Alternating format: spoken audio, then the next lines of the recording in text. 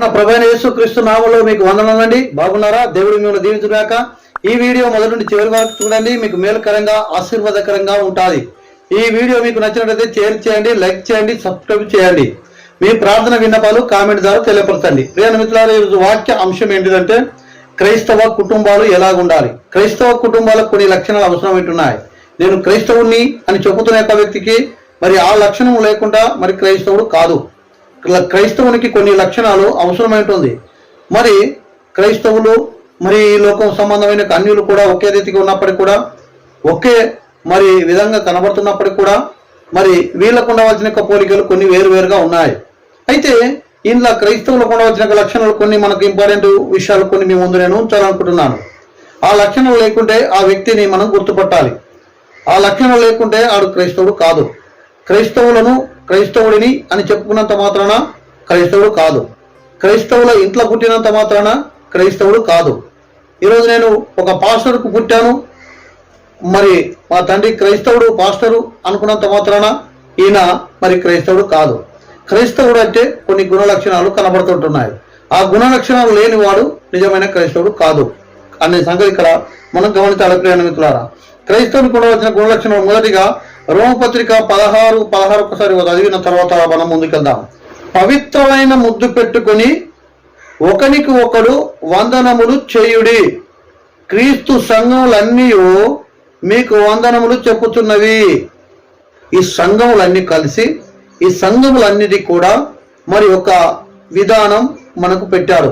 ఒకరికొకరు వందనాలు చెప్పుకోవడం, ఒకరికొకరు పవిత్రమైన ఒక మాటతో మనం వందనాలు చెప్పుకోవడం, అది దేవుని బిడ్డలకు కూడా వచ్చిన గుణ లక్షణం.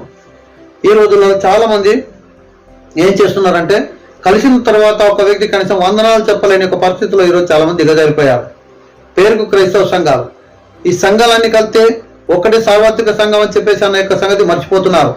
చాలా మంది ఏం చేస్తున్నారంటే మరి మా సంఘం ఒకటి, మీ సంఘం ఒకటి, ఒక సంఘంలో ఒక పాస్టర్ ఇంకొక విశ్వాస దగ్గరికి రాగానే ఆ విశ్వాసులు ముఖం కిందికేసుకుని వెళ్ళిపోతుంటారు. ఆ కనీసం వందనాలు కూడా చెప్పరు. ఒక పాస్టర్కే వందనాలు చెప్పరు.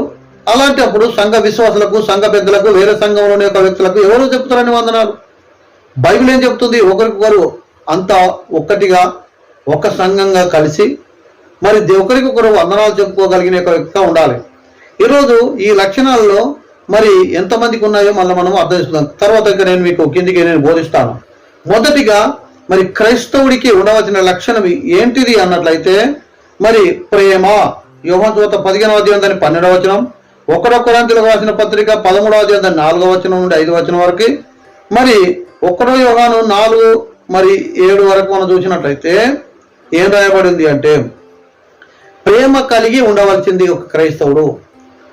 ఒకరి ఎడల ఒకరు ప్రేమ కలిగి ఉండాలి.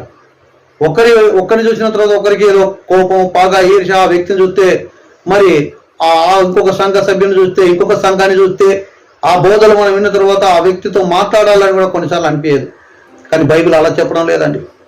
ఎలాంటి ఒక వ్యక్తి ఒక క్రైస్తవుడిగా అనబడుతున్న యొక్క వ్యక్తి ఏ వ్యక్తి అయితే ఉన్నాడో ఆ వ్యక్తిని ఒకవేళ ఆ వ్యక్తికి ఈ యొక్క మాట ప్రకారం ఉండలేడు కావచ్చు, కానీ నువ్వు ఒక నిజమైన సంఘ సభ్యుడిగా ఉండాలనుకుంటున్నావు కాబట్టి నీకు ఉండవలసిన గుణ లక్షణం అతనికి ఉండవలసిన గుణ లక్షణం అతనికి ఉంటారు.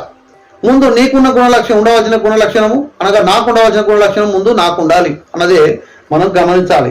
ప్రియ మిత్రులారా, ప్రతి క్రైస్తవుడికి ఉండవలసింది ఏంటి తెలుసండి? మరి ఖచ్చితంగా ప్రేమ. ఎదుటి యొక్క వ్యక్తి మీద ప్రేమ, ఎదుటి యొక్క సంఘ సభ్యుని మీద ప్రేమ, ఎదుటి యొక్క సేవకుడి మీద ప్రేమ. ఈరోజు ఏం చేస్తున్నామంటే అది అన్ని కూడా పోయిందండి. యేసుప్రభువు అంటాడు, ఇదిగో నీకు మొదటి ఉండే యొక్క లేఖ రాస్తూ 7 సంఘాల్లో లేఖ రాస్తుంటున్నాడు, ఇదిగో నీకు మొదటి ఉండిన యొక్క ప్రేమ నీవు వదులుకుంటువి. అవునండి, ఈరోజు క్రైస్తవుడిగా మరి ఒకరికొకరు ప్రేమ కలిగి లేకుంటే నువ్వు క్రైస్తవుడు అనబడదు. నీలో ప్రేమ అనేదే లేదు. నీవు ఇంట్లో కనీసం నీ కుటుంబాన్ని ప్రేమించలేవు, నీ బంధువులను ప్రేమించలేవు, నీ సంఘాన్ని ప్రేమించలేవు, పక్కకున్న సంఘాన్ని అసలు ఆయనతో ప్రేమించలేవు, నీ దేశాన్ని ప్రేమించలేవు, ఇంకా పక్క దేశాన్ని అయితే ఆయనతో ప్రేమించలేవు, నీ రాష్ట్రాన్ని ప్రేమించలేవు, నీ పక్క రాష్ట్రాన్ని ఆయనతో నీకు ప్రేమించలేవు. ఎట్లా ఉన్నది అంటే ఈ రోజులలో ఏదో నా అనుకున్నదాన్ని తప్ప, నా శరీరం తప్ప మరి ఇంకొక దాన్ని ప్రేమించలేని ఒక దినాలు ఈరోజు వచ్చేసాయి. అందుకొరకు ఇక్కడ రాయబడింది, ప్రతి క్రైస్తవుడికి ఖచ్చితంగా ప్రేమ ఉండాలి. ప్రేమ అంటే కేవలం నాదనుకున్న దాని మీద కాదు, సమస్తం మీద మనం ప్రేమ కలిగి ఉండాలి. ఈ యొక్క దేవుడు ఏదైతే మనకు బాధ్యత చెప్పిండో అన్నిటి మీద, ఎక్కడైతే మరి నశించిపోతున్నారో వాళ్ళ మీద, అందరి మీద, చెడ్డ వాళ్ళ సైతం ప్రేమ. యేసు ప్రభు తను కొడుతున్న వాళ్ళను కూడా ప్రేమించాడు, తను తన్నుతున్న వాళ్ళను ప్రేమించాడు. అది ప్రేమ.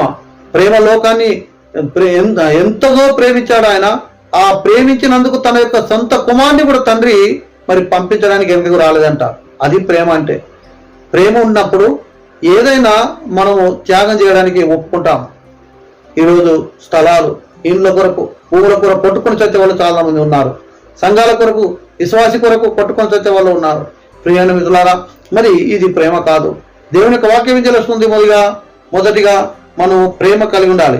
ప్రేమ వల్ల చుట్టుపక్కల ఉన్న వారంతా కూడా మన దేవుని వారుగా, దేవుని పిల్లలుగా అవుతారు. మనం ప్రేమించినప్పుడే మరి అందరూ కూడా దేవుని యొక్క పిల్లలమని చెప్పి గుర్తెరుగుతారు. మనలో ప్రేమ లేనప్పుడు మనం దేవుని పిల్లలమని ఏ రీతిగా లోకం గుర్తెరుగుతుంది? అందుకొరకు మొదటిగా ప్రతి క్రైస్తవునికి దీనికి వివరించాలని చాలా ఎక్కువ ఉంది. కానీ ప్రతి క్రైస్తవుని కూడా యొక్క లక్షణం ఏంటంటే ప్రేమ. ప్రతి ఒక్క వ్యక్తి మీద ప్రేమ. నీ సంఘమినే కాదు, నీ కుటుంబమినే కాదు, అందరి మీద మనం ప్రేమ కలిగిన యొక్క వ్యక్తిగా మనం కనబడాలి. రెండో విషయానికి వచ్చినట్లయితే ప్రతి క్రైస్తవుడికి ఉండవలసిన గుణ లక్షణము మరి ఏంటిదంటే ఖచ్చితంగా మనకు ఉండవలసింది ఇది ఏంటిదంటే పరిశుద్ధత అన్న సంగతి మనం గమనించాలి. మనం పరిశుద్ధులు కాకుండా ఏ రీతిగా మన దేవుని యొక్క బిడ్డలమవుతాం, దేవుని పిల్లలమవుతాం, దేవుని కుటుంబంలో మరి మనం ఒక వ్యక్తిగా ఉంటాం. మన కుటుంబంలో చెడ్డవాళ్ళు ఉంటే మనం ఏం చేస్తాం? ఆ యొక్క వ్యక్తి గురించి ఎంతో తపన పడుతుంటాం. అయ్యో, మా ఇంట్లో ఒక వ్యక్తి మరి సరైన వ్యక్తి లేదు, ఆ వ్యక్తికి మారుమనసు లేదు, ఆ వ్యక్తి కొరకు కుటుంబం అంతా కూడా తపన పడుతుంటుంది. ప్రేమ మిత్రులారా, ఈరోజు మరి ఈ దేవుని కుటుంబంలో, దేవుని సంఘాలలో మరి ఏ రీతిగా పరిశుద్ధత ఉందా? ఇప్పుడు పరిశుద్ధతలోనే సంఘాలు ఉన్నాయా? మరి దేవుని యొక్క అవయవాల్లో మరి ఒక భాగమైంటున్నాడు ఒక వ్యక్తి. ఆ దేవుని అవయవాల్లో అపవిత్రత తీసుకొస్తే దేవుడు ఊరుకుంటాడా? ఈరోజు మరి నిజంగా నువ్వు దేవుని బిడ్డవని, దేవుణ్ణి పూజిస్తున్న వ్యక్తివని, క్రైస్తవుడవని నువ్వు అనుకుంటున్నావే. 10 జాగాలకు వెళ్ళేసి నేను క్రైస్తవుని, పాస్టర్ను, దేవుని యొక్క సేవకులని చెప్పుకుంటున్నావే. మరి అలాంటప్పుడు నువ్వు నిజంగా పరిశుద్ధంగా ఉన్నావా? నువ్వు పరీక్ష చేసుకోవాలి. దేవుని వాక్యం చదివిస్తుంది. ఎబ్రీ పత్రిక 12వ అధ్యాయం 4వ వచనం, మత్తయి సువార్త 5వ అధ్యాయం దాని 8వ వచనం, 1 దశలోనికు 4వ అధ్యాయం దాని 7వ వచనం మరి కనబడుతుంది. పరిశుద్ధత లేకుండా దేవుని చూడలేరు, దేవుని దగ్గరికి పోలేరు. పరిశుద్ధత లేకుండా అక్కడికి వెళ్ళలే శక్తి చాలదు. దేవుడి రాజ్యంలో ఒక వ్యక్తి ప్రవేశించాలి అంటే పరిశుద్ధత కావాలా? పరిశుద్ధత లేకుండా దేవుని రాజ్యం పోతాను, నేను దేవుని రాజ్యం పోతాను, దేవుని రాజ్యం అందరి కొరకు ఉంది, దేవుడు అందరి కొరకు ప్రాణం పెట్టాడు. అవును, అందరి కొరకు ప్రాణం పెట్టాడు, అందరి కొరకు దేవుని రాజ్యం ఉంది.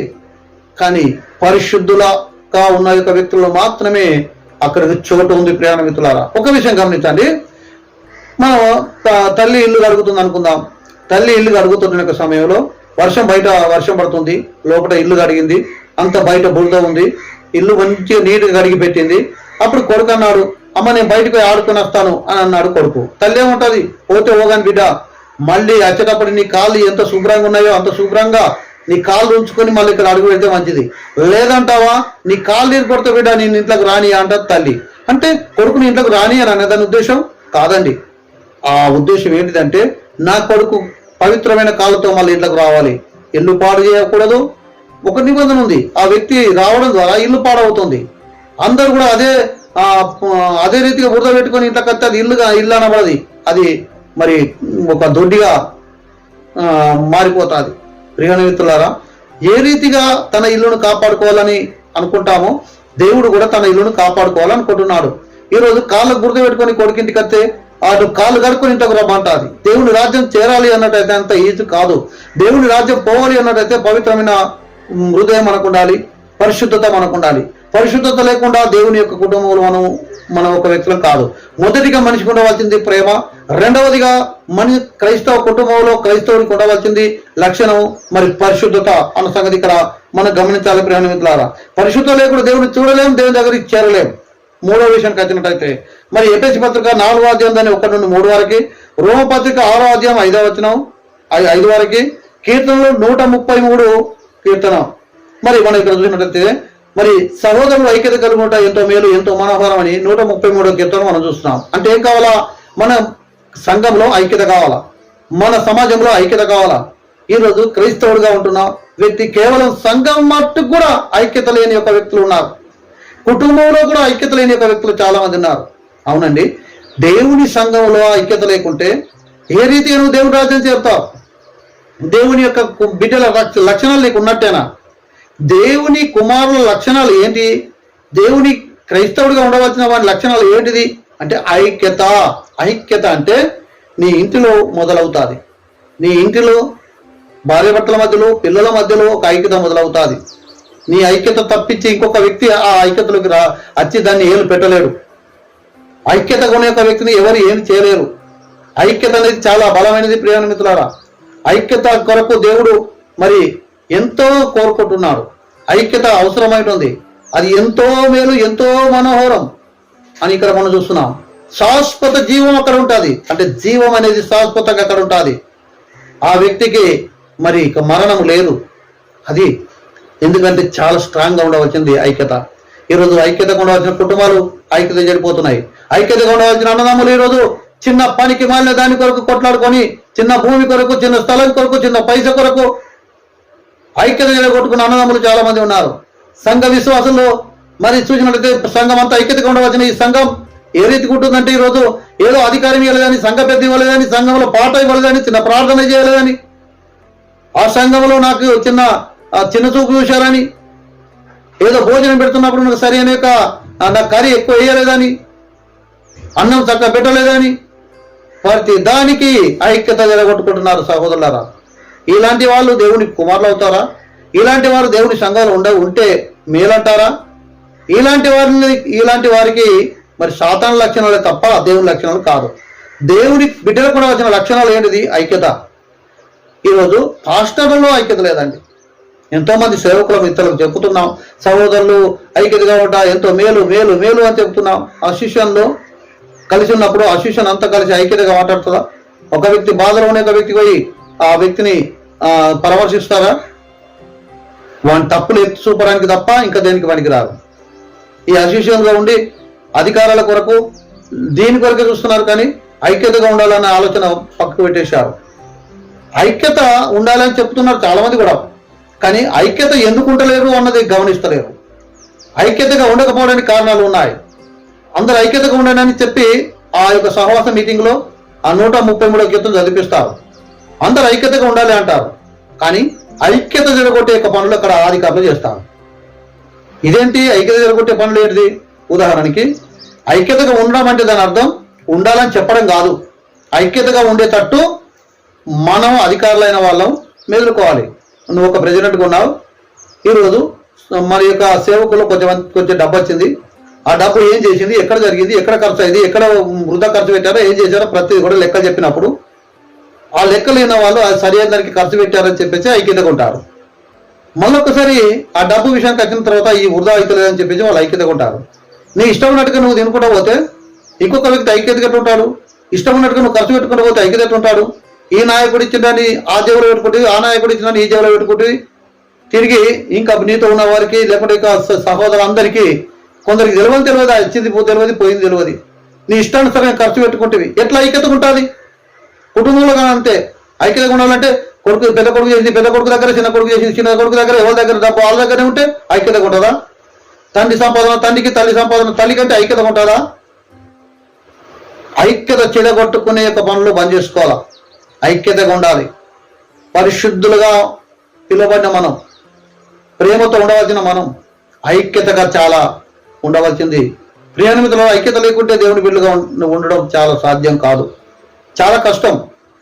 ఐక్యత లేకుండా దేవుని బిడ్డలుగా ఉండలేవు. ఐక్యత లేకుండా దేవుని రాజ్యం చేరలేవు.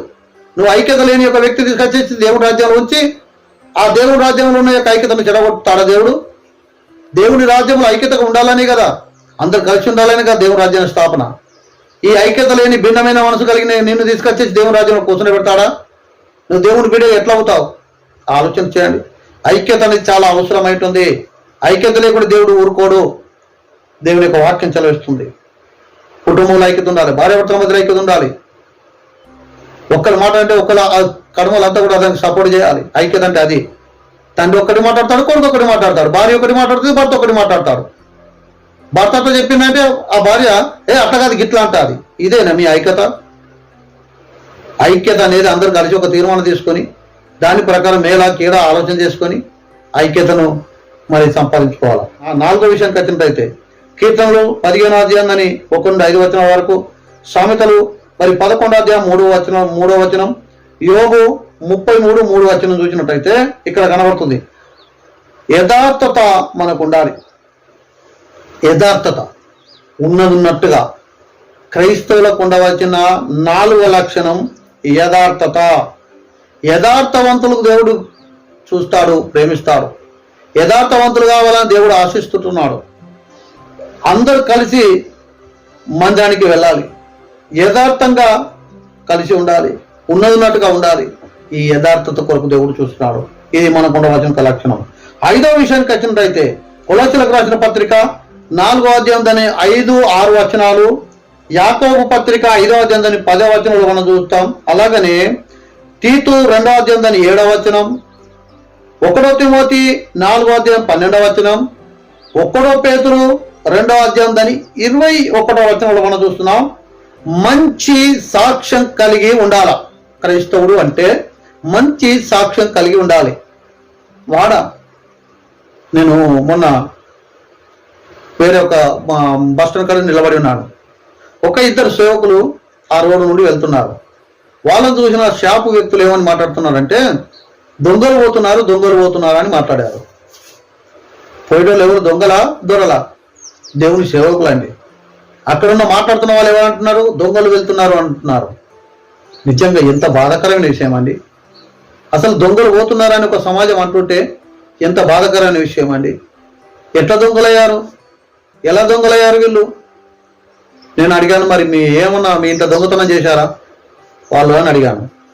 అర్థం లేదు, దొంగతనం చేయలేదు, కానీ ఇక్కడ రాజకీయ నాయకుల దగ్గర పోతారు, అక్కడ అట్టుకొని తింటారు, ఇక్కడ పోతారు, ఇక్కడ అట్టుకొని తింటారు, వాళ్ళతో ఉన్న వాళ్ళు ఏం చేయరు. అన్నీ కూడా వీళ్ళ పనులు అయ్యే దొంగలు. అవునండి, అందుకనే దేవుడు పిలిచాడా? మరి లోకం అదే సాక్ష్యం ఇస్తుందా? ఆ పైస కొరకైనా దేవుడు నేను పిలిచింది. మొన్న ఓటింగ్ అప్పుడు డబ్బులు తీసుకోవడం తప్పే. ఒక వ్యక్తికి డబ్బులు ఇచ్చారు. ఆ వ్యక్తి ఆ ఇచ్చిన డబ్బులను కూడా తీసుకొని పక్క పెట్టేసుకొని మళ్ళీ అతనితో ఉన్న వాళ్ళకు ₹1 కూడా ఎవరు ఇవ్వలేదు. ఈరోజు ఒక వ్యక్తికి చేతికి డబ్బులు వచ్చినప్పుడు ఆ చేతికి వచ్చిన డబ్బులను తనతో ఉన్న వాళ్ళకి పంచులు ఎక్కడ తీసుకోవడం తప్పు అని చెప్పేసి వాళ్ళ దగ్గర తీసుకోకుండా నువ్వు పని చేయి. కానీ తీసుకొని అందరి దగ్గర నువ్వు ఒక చెడ్డ వ్యక్తిగా నీ సాక్ష్యం చూసిన తర్వాత ఇక వీడు తిన్నాడు అని చెప్పేసి ఆ వ్యక్తి మీద మాట్లాడడం ఎంత ఘోరం. అదేనా నీ సాక్ష్యం? ఇంకొక వ్యక్తి ఆ వ్యక్తి ఇంతకుముందు టీంలో ఒక మంచి నాయకుడిగా ఉండే, ఈ నాయకుడిని ఎందుకు తీసేశారు నాయకత్వం ఉండే అని చెప్పేసి అడిగాం. ఆ వ్యక్తి అన్నారు, ప్రభుత్వం నుండి వచ్చిన డబ్బులు కూడా తిన్నాడు. 2-3 సార్లు ప్రభుత్వం నుండి డబ్బులు తీసుకొని గోడ పెడుతున్నా, ఇది చేస్తున్నా ప్రభుత్వం డబ్బులు తిన్నాడు. ఇటు టీం నుండి టీం దగ్గర డబ్బులు తీసుకొని టీం డబ్బులు తిన్నాడు. మరి తిరిగి ఆ గవర్నమెంట్ నుండి వచ్చిన డబ్బులు ఇవన్నీ కూడా తిన్న తర్వాత ఏమైనా అడిగితే లెక్క చెప్పలేదు. అందుకొరకు ఆ వ్యక్తిని ఆ లీడర్ పదవి నుండి తీసేశాను. ఇదేనా మంచి సాక్ష్యం? ఇలా లెక్క చూసుకుంటూ పోయినట్లయితే ఎన్నో మరి ఇలాంటి తప్పుడు సాక్ష్యాలు మన దగ్గర కనబడుతుంటాయి. ఏదైనా మనం వెళ్తున్నప్పుడు వస్తున్నప్పుడు ఏ రీతిగా మనం ఉంటున్నాం, మన సాక్ష్యం ఏ రీతిగా ఉంటుంది? ₹10 కొరకు అబద్ధం ఆడే పరిస్థితి మనకు వచ్చిందా? ఆ సాక్ష్యము బాగుండాలి. ప్రియ మిత్రులారా, నేను మాట్లాడుతూ నేను ఎన్నో ప్రాంతంలో ట్రాన్స్ఫర్ అయ్యి వెళ్ళాను. ఎన్నో ప్రాంతాలకు వెళ్ళిన తర్వాత మా టీం చెప్పేది ఏమని చెప్పేదంటే, ఎదుటి యొక్క వ్యక్తి దగ్గర ఒక పావుల కొత్తలు కూడా అప్పు పెట్టుకొని ట్రాన్స్ఫర్ అయ్యి ఇంకొకరికి వెళ్ళొద్దు, అన్ని కూడా ముట్ట చెప్పాలని టీం వాళ్ళు చెప్పేవాళ్ళు. అది మాకు తెలుసు, టీంలో ఎదిగాను కాబట్టి. ప్రియ మిత్రులారా, ఎన్ని స్థలాలకు మారినా ఆ ఏ వ్యక్తి దగ్గర ఎక్కడైతే షాపులలో కానీ మాకు ఇస్తారు. మీ పైసలు పోతే సార్ అనుకుంటా ఉత్తర ఖాతాలు బాగా ఇస్తారు. అలాంటప్పుడు ఖాతా ఇచ్చిన కదా చెప్పేసి ట్రాన్స్ఫర్ వెళ్తున్నప్పుడు నేను ఎవరినో తెలియదు, ఎక్కువ తెలియదు వాళ్ళకి. వాళ్ళు ఇచ్చినప్పుడు నేను తిరిగి ఎగబెడితే అది మంచి సాక్ష్యమా? షాపుల్లోకి వెళ్ళిన తర్వాత చిల్లర లేదు అని చెప్పేసి కొన్నిసార్లు మళ్ళీ తెచ్చిస్తామని చెప్పేసి వస్తాం. అంటే ఎగబెట్టయితే అది సాక్ష్యం మంచిదా? ఈరోజు ప్రియాణ మిత్రులకు ఖచ్చితంగా మన సాక్ష్యం చాలా గొప్పదిగా ఉండాలి. దేవుని యొక్క బిడ్డల సాక్ష్యం అనేది చాలా అవసరమైంటుంది. అదే దేవుడు కోరుకుంటున్నాడు. మంచి సాక్ష్యం కలిగి ఉండాలని చెప్పేసి రాయబడి ఉంది. ప్రియాణ మిత్రులారా, 6వ విషయానికి వచ్చినట్టయితే హెబ్రీ పత్రిక 13వ అధ్యాయం, రోమ పత్రిక 12 అధ్యాయం దాని 13వ వచనం. ఇచ్చుట్లో మనము శ్రద్ధ చూపాలి. విత్తనం వేయట్లో ఒక క్రైస్తవుడు ఇతరులకు ఇచ్చే విషయంలో ఖచ్చితంగా శ్రద్ధ కలిగి ఉండాలి. తీసుకోవడానికి తప్ప ఈ లోకంలో ఇచ్చడానికి ఎవరు కూడా లేరండి. ఎట్టకేలకు నాకు కావాలి, నేనే తీసుకుంటా, ఎన్ని నచ్చిన నా బొత్త కిందకి దొబ్బుకోవాలా. పందికి ఒక్కంట మట్టి తోడుకుంటూ బయట పోసుకుంటూ అది అనుకుంటుందట, ఆ కుప్ప తోడి ఆ కుప్ప ఎక్కి చూస్తుందట. కుప్ప ఎక్కి చూసి అయ్యో నా ఎత్తు కాలేదు అనుకుంటా మళ్ళా కుప్ప మళ్ళీ దొబ్బుతుందంట. అది ఎంత పోసుకుంటే నా కుప్ప ఎక్కుతుందంట, కుప్ప ఎక్కి నా ఎత్తు కాలేదు అనుకుంటుందట. కుప్ప కింద ఉండి చూడదంట. అది ఎన్నటికీ దాని ఎత్తు కాదు. కుప్ప ఎక్కినాక కుప్ప ఎక్కిన ఆ పంది కుక్కకు ఏ రీతిగా దాని ఎత్తు అవుతుందండి మట్టి. ఈరోజు చాలా మంది అట్లాగానే ఉన్నారు. మరి నా ఎత్తు కాలే, నా ఎత్తు కాలే, దాన్ని ఎక్కి ఆ కుప్ప ఎక్కి చూస్తుంటాం. ఇలా కాదు. కానీ దేవుని యొక్క బిడ్డలకు ఉండవలసిన లక్షణం ఇతరులకు ఇవ్వడం, మన చేతి నుండి ఇవ్వడం. ఒక వ్యక్తి ప్రమాదంలో ఉన్నాడా, ఒక వ్యక్తి హాస్పిటల్లో ఉన్నాడా, ఒక వ్యక్తి ఇబ్బందులు ఉన్నాడా, ఒక వ్యక్తి సహాయం చేయాలి. సహాయం చేసే గుణం లేకుండా నువ్వు క్రైస్తవ కుటుంబంలో ఉన్న ఒక వ్యక్తి కాదు, నువ్వు అసలు క్రైస్తవుడే కాదు. దేని వాక్యం ఏం చదివిస్తుంది? నువ్వు సహాయం చేయాలా. ఇక్కడ రాయబడి ఉంది హెబ్రీ పత్రిక మరి 13 అధ్యాయం మొత్తం మీరు చూడండి. రోమ పత్రిక 12-13 వచనంలో మీరు చూడండి. అక్కడ మనం ఇచ్చినప్పుడు మాత్రమే దేవుని కుటుంబంలో ఒక వ్యక్తిగా మనం ఉన్నవారంగా ఉంటాం. ఇచ్చట్లో మనం పర్ఫెక్ట్గా ఉండాలి. ఇచ్చి ఆశీర్వదింపడతాం. విత్తనం వేయకుండా ఏ వ్యక్తి పంట కోయాడండి. చాలా మంది దేవుని కొరకు ఇస్తారు, ఆ దశభాగం ఇస్తారు. ఏమంటారు? నేను దశభాగం ఇచ్చినా దేవునికి ఇచ్చిన అంటారు. దశభాగం ఇచ్చి దేవునికి ఇచ్చినావు, దేవునికి ఇస్తే దేవుడు తీసుకున్నాడు. దేవుడు దరిద్రుడు మీకు ఇస్తారు. అదేనండి దేవుడికి ఇచ్చిన దేవుడికి నువ్వు ఇవ్వవండి. దేవుడికి మనం ఏమి ఇవ్వలేమండి. మనకిచ్చిన దాన్ని మనకు ఒక 1000 ఇస్తే 1000లోకి వెళ్ళి 10 రూపాయలు ఇచ్చినావు. నీకు ఇచ్చిన దాంట్లోకి వెళ్ళి నువ్వు తిరిగి రిటర్న్ 10 ఇచ్చినావు, అంతే. దేవునికి ఇచ్చినట్టే. కానీ నువ్వు ఏమి ఇవ్వలే, నువ్వు దేలే, నీ ఎంబర్ రాలే. దేవుడు ఇచ్చిన దాంట్లోకి వెళ్ళి దేవుడికి ఇచ్చిన అంటారు ఏంటండి? ఆ దేవుడికి ఇచ్చినట్ట. దేవుడు నీకు 1000 రూపాయలు ఇస్తే ఆ 1000 రూపాయలకి వెళ్ళి 100 రూపాయలు ఇస్తే అది దేవుడికి ఇచ్చినావు. నువ్వు దేవుడికి ఎట్టి ఇచ్చినట్టు? ఆయనకి ఇస్తే ఆయనకి ఇచ్చినట్ట కాదండి. మనం ఏదైతే ఇస్తున్నామో అసలు దాన్ని ఎందుకు ఇచ్చడం ఎందుకు దేవుడు పెట్టాడు? ఇవ్వడం అనే పద్ధతి దేవుడు ఎందుకు పెట్టాడంటే విత్తనం వేయకుండా ఏ వ్యక్తి పంట కోయడండి. ఇప్పుడు భూమిలో విత్తనం జరుగుతున్న ఒక వ్యక్తి ఖచ్చితంగా నేను భూమికే ఇచ్చేసాను అనుకుంటాడా? అనుకోడు. కానీ నేను విత్తనం చల్లాను ఆ పంట కోస్తాను అనుకుంటాడు. మనం విత్తుతున్న ప్రతిదీ కూడా మన కొరకేనండి. మనం ఇచ్చుతున్న ప్రతిదీ కూడా మనకి వస్తుందండి. దాని వడ్డీతో సహా మన దగ్గరికి వస్తుంది. అది మనం ఎవరికి ఇచ్చినా దేవుడు మాత్రం అప్పులో ఓడు. ఎవరి చేతికి మనం పైస ఇచ్చినా దేవుడు దాన్ని బాకీలో ఉంచుకోడు. దాన్ని తప్పకుండా రిటర్న్ మళ్ళీ నీకు చెల్లిస్తాడు 100 అంతలు కలిపి. దేవుడు నమ్మదగిన వారండి. నువ్వు ఎవరికి పేదవానికి సహాయం చేసినావా? కష్టంలో ఉన్నవానికి సహాయం చేసినావా? రోగికి సహాయం చేసినావా? అనాథకు సహాయం చేసినావా? విధవరాలకు సహాయం చేసినావా? ఎదుటి వాళ్ళకు నువ్వు ఇంత అన్నం పెట్టినావా? అది తిరిగి నీ దగ్గరికి వస్తుంది. దేవుని వాక్యం చదివిస్తుంది, నీ ఆహారం నీలైన వేయు తిరిగి నీ దగ్గరికి ఫలిస్తుందని రాయబడి ఉంది. అవునండి, దేవుని కొరకు దేవుని పేరు చెప్పుకున్న నీకు ఇచ్చే గుణం లేకుంటే నువ్వు దేవుని బిడ్డవే కాదు. నీకు ఇచ్చే గుణాలు ఏమైనా వచ్చినట్టు దగ్గర పెట్టుకోవడం కాదు. నీ కొరకు, నీ పిల్లల కొరకు, నీ దాని కొరకు 1000 కొద్ది వస్తువులు కొనగలుగుతావు కానీ, 1000 కొద్ది బట్టలు కొనగలుగుతావు కానీ, నీ దానికి కొంచెం పేదవానికి ఎప్పుడన్నా సహాయం చేశావా? నీ చెయ్యి ఎప్పుడన్నా ఇప్పి ఎవరికన్నా ఇవ్వడానికి ప్రయత్నం చేశావా? ఇక్కడైనా నేర్చుకో. దేవుని బిడ్డలకు ఉండవలసిన లక్షణం ఖచ్చితంగా ఇవ్వడమే. ఇవ్వడం అనేది లేనప్పుడు నువ్వు దేవుని బిడ్డవే కాదు. ఇది గుర్తెరుగు. నేను క్రైస్తవుని, క్రైస్తవురాళ్ళు, క్రైస్తవునితో పుట్టినాను. నీ చేత బట్టి ఎంతమందికి దానం చేశావు ఒకసారి నువ్వు గుర్తు చేసుకో. ఎంతమందికి కష్టంలో ఉన్నవాడిని ఆదరించావు, ఎవరికి బువ్వ పెట్టావు, నువ్వు ఒక్కసారి గుర్తుపెట్టుకో. 7వ విషయానికి వచ్చినట్టయితే కొలస్సీలకు రాసిన పత్రిక 3వ అధ్యాయం 13వ వచనం, మత్తయి సువార్త 6:14, సామెతలు 19:11 వచనంలో చూస్తున్నాం. క్షమ గుణం మనకు ఉండాలి, క్షమాపణ ఉండాలి. ఎదుటి వాడిని క్షమించలేవు కానీ నువ్వు దేవుని బిడ్డవంటావు. క్షమించకుంటే దేవుని బిడ్డ ఎట్లా అవుతావండి? నిన్ను అందరు క్షమించాలి, నిన్ను దేవుడు క్షమించాలి, నన్ను క్షమించు ప్రభువా అంటావు. నిన్ను దేవుడు క్షమించాలనుకుంటున్నప్పుడు నువ్వు ఇతరుని క్షమించావా?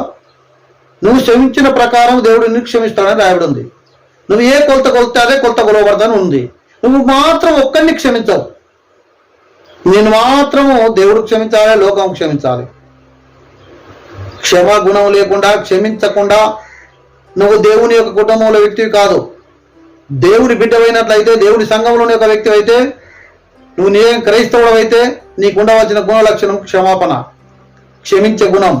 అందరినీ క్షమించాలి. చంపుతున్న వాడిని సైతం తండ్రి వీరు ఏం చేస్తున్నారు, వీరు ఎవరు కనుక వీరిని క్షమించమన్నాడు యేసు ప్రభు. క్షమించే గుణం నీకు చాలా అవసరమైనటువంటి ప్రయాణికులారా. 8వ విషయానికి వచ్చినట్టయితే మరి ఇక్కడ మరి ఆదికాండం 4:26, అపోస్తులు 10:2, అపోస్తులు 16:34 వచనాలు మనం చూస్తున్నాం. కుటుంబం అంతా కలిసి దేవుడి సన్నిధిలో ప్రార్థనలు గడపాలి, ఆరాధనలు గడపాలి, భక్తిలో గడపాలి. కుటుంబం అంతా కూడా దేవునితో కలిసి బ్రతకాలి, దేవుణ్ణి ప్రార్థిస్తూ బ్రతకాలి. అది దేవుడు కోరుకునే విషయం. ప్రియమిత్రులారా, నువ్వు ఒక దిక్కు నేను ఒక దిక్కుని కాకుండా అందరం కలిసి ఒకే రీతిగా భగవంతుని మనం ప్రార్థించి ఆయన యొక్క దగ్గర మన విన్నపాలు తెలియపరచాలి, ఆయన్ను స్తుతించాలి, ఆయన ప్రార్థించాలి. అది దేవుడు కోరుకునే విషయం. అలాగనే 9వ విషయానికి వచ్చినట్టయితే లూకాసు వార్త 21:19, రోమా 5వ అధ్యాయం దాని 3-4 వచనాలు, రోమపత్రిక 12:12 మనం చూస్తున్నట్టయితే ఓర్పు, సహనం చాలా అవసరమైనటుంది.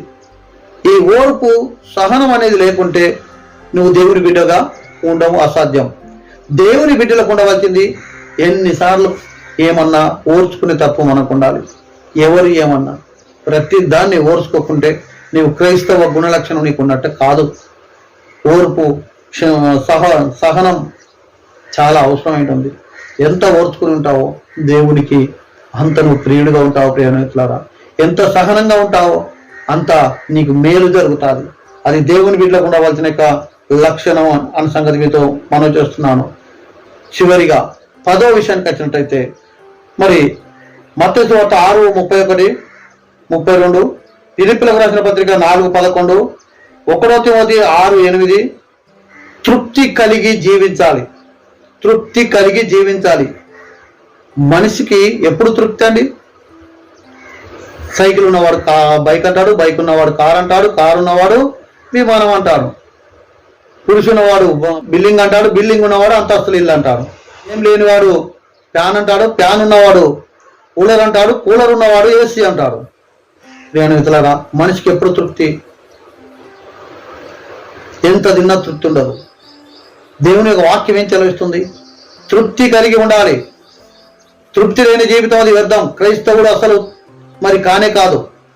తృప్తి అంటే నీకు కలిగి ఉన్న దాంట్లో తృప్తిగా ఉండాలి. నాకు ఇదేనా, గింతేనా, గింతే ఉన్నది, గింతే ఇచ్చిండు, ఇలాంటివి కరెక్ట్ కాదు. నీ కలిగి ఉన్నదాన్ని తృప్తిగా బ్రతకాలి. నాకు గింతే ఉంది, నాకు గింతే ఉంది, నాకు తక్కువ ఉంది, నేను మంచిగా బతుకుతలేను, నాకు దేవుడు ఏమి ఇచ్చిండు, ఇది కాదండి. దేవుడు నీకు ఏది ఇచ్చిండో దాంట్లో నువ్వు తృప్తి కలిగి ఉండు. నీకు దేవుడు కొంచెం ఆరోగ్యత ఇచ్చిండు, ఆ ఇచ్చిన ఆరోగ్యతలో తృప్తి కలిగి ఉండు. నీకన్నా డేంజర్ పొజిషన్లో ఎంతోమంది ఉన్నారు, నీకన్నా కఠినమైన ఆర్థిక ఇబ్బందులు ఎంతోమంది ఉన్నారు, ఎంతో మంది తట్టుకోలేని యొక్క బాధలో ఉన్నారు. అయినా నీకేదో చిన్న బాధ ఉన్నందుకు దానికి తృప్తి కలిగి ఉండలేవు, ఇచ్చినందులో తృప్తి కలిగి ఉండలేవు. గింతేనా? ఎంత ఇచ్చిన గింతేనా? లక్షలు ఇచ్చిన గింతేనా? ప్రియమిత్రులు, ఒకప్పుడు తిందామంటే తినికి లేని మన బ్రతుకులో ఈరోజు దేవుడు నేను ఒక స్థాయిలో ఉంచాడు. కనీసం కంట్రోల్ బియ్యం కూడా దొరకలేని ఒక పరిస్థితిలో మరి ఈరోజు ఇంత కంట్రోల్ బియ్యం నీకు దొరుకుతున్నాయి. ఇంత నువ్వు బ్రతుకుతున్నావు. ఇంట్లో శత్రి పట్టుకొని బ్రతుకుతున్నావు. మన బ్రతుకులో వర్షం పడుతున్నప్పుడు బొల్ల ఒత్తులు శత్రి పట్టుకొని ఉండే కుటుంబం మన కుటుంబంలో ఈరోజు ఒక కిరాయి ఇల్లు, నీకు మంచి ఇల్లు దొరికింది, అది నీకు తృప్తి లేదు. ఇంకా కావాలి, ఇంకా అనుకూలత కావాలి, ఇంకా ఇలా కావాలి. ఎప్పుడండి మనిషికి తృప్తి? చచ్చేంత వరకు తృప్తి లేని బ్రతికేనా? ఇది లేదు అది లేదు అనుకుంటే బ్రతుకుతావా? ఇది కావాలి అది కావాలనుకుంటే బ్రతుకుతావా? ఓకే, ఉన్నదాంతో తృప్తి చెందవా? దేవుని వాక్యం చదివిస్తుంది, ఉన్నదాంతో తృప్తి చెందుతున్నవాడు నువ్వు దేవుని బిడ్డవు కాదు అని రాయబడింది. దేవుని బిడ్డ లక్షణాలు అది కాదు. తృప్తి కలిగి ఉండడమే దేవుని లక్షణాలు. ఎంత ఉంటే అంత తృప్తి కలిగి ఉండు. ఒకటే అంగి ఉన్నదా, ఆ ఒక్క అంగితో తృప్తి కలిగి ఉండు. ఒకటే డ్రెస్ ఉందా, ఆ డ్రెస్తో తృప్తి కలిగి ఉండు. 2 ఉన్నాయా, దాంతో తృప్తి కలిగి ఉండు. 1000 ఉన్నంత చూడ, 100 ఉన్నంత చూడకు. వాణి చూస్తే నీకు తృప్తి ఉండదు. నీకు ఇచ్చిన దాంట్లో తృప్తి కలిగి ఉండగా దేవుడు కోరుకుంటున్నాడు. ఇచ్చిన సంఘంతో తృప్తి కలిగి ఉండు, ఇచ్చిన వాటితో తృప్తి కలిగి ఉండు, ఇచ్చిన వసతులతో తృప్తి కలిగి ఉండు. అసలు తృప్తి కలిగి ఉండకుండానే వాడు నిజంగా క్రైస్తవుడి కాదు. క్రైస్తవ గుణ లక్షణాలు లేవు నీకు. నీవు సాతాను గుణ లక్షణాలు మాత్రమే ఉన్నాయని అనుకోవాలి. ఇకనన్నా వాటిలో తృప్తి కలిగి ఉండు. దేవుడిచ్చిన యొక్క ఏదైతే పిల్లలు ఉండో ఆ పిల్లలతో తృప్తి కలిగి ఉండు. దేవుడిచ్చిన భార్యతో తృప్తి కలిగి ఉండు. దేవుడిచ్చిన కుటుంబంతో తృప్తి కలిగి ఉండు. దేవుడిచ్చిన ఇల్లుతో తృప్తి కలిగి ఉండు. ఇలాంటి తృప్తి లేని జీవితం నీకు ఉండకూడదు. అసలైన నిజమైన క్రైస్తవ కుటుంబాలకు ఉండవలసిన లక్షణాలు ఏంటి అంటే ఈ 10 అండి. మొదటిగా ఏం చెప్పాను? మొదటిగా క్షమాగుణం కలిగి ఉండాలి. రెండవదిగా పరిశుద్ధత కలిగి ఉండాలి. మూడవదిగా ఐక్యత కలిగి ఉండాలి. నాలుగవదిగా మరి యథార్థత కలిగి ఉండాలి. ఐదవదిగా మంచి సాక్ష్యం కలిగి ఉండాలి. ఆరవదిగా ఇచ్చుట కలిగి ఉండాలి. ఏడవదిగా క్షమాగుణం కలిగి ఉండాలి. ఎనిమిదవదిగా కుటుంబంలో ప్రార్థన ఐక్యత కలిగి ఉండాలి. 9వదిగా మరియు ఓర్పు సహనం కలిగి ఉండాలి. 10వదిగా అన్నిటిలో తృప్తి కలిగి మనం జీవించాలి. ఈ 10 విషయాల్లో మనం కరెక్ట్ ఉన్నట్లయితే ఇది క్రైస్తవులకు ఉండవలసిన యొక్క లక్షణాలు. ఇలాంటి లక్షణాలు కలిగి ఉన్నవాడు ఖచ్చితంగా దేవుని యొక్క రాజ్య స్థాపనలో మనం ఉంటాం, దేవుని రాజ్యం చేరుతాం. ఇట్టి మాటలు దేవుడు దీవించును గాక. ఆమేన్.